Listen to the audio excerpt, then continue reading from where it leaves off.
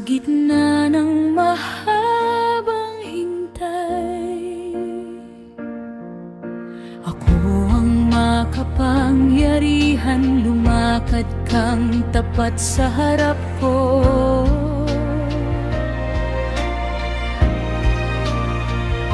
Sa gitna ng katahimikan noon, muling umalingaw-ngaw ang pangako.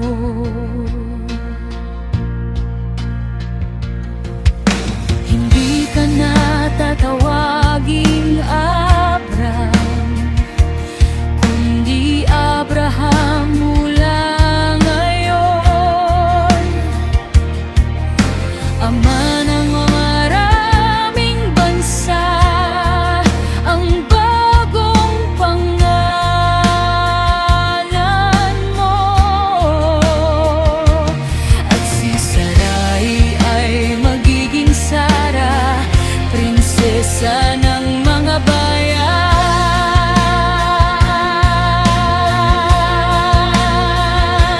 Sa mga pangalang binago mo, may bagong kinabukasan.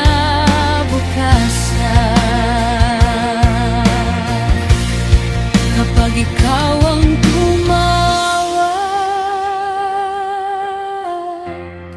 nag-iiba ang bukas. Sarai, magiging Sara, at Abraham ay Abraham. Sa bawat pangalang hinipon mo, may bagong kapalaran.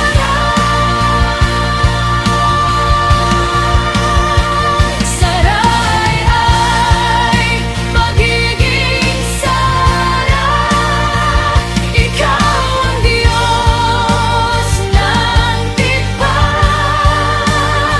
Sa bawat pusong natagalan na, ikaw pa rin ang tapat.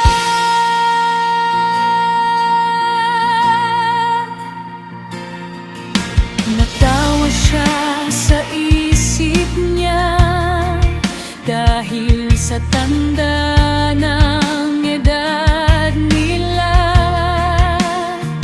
Ngunit sa iyo walang imposible, kahit huli na sa tao. May anak na ipapanganak, may pangakong mabubuhay.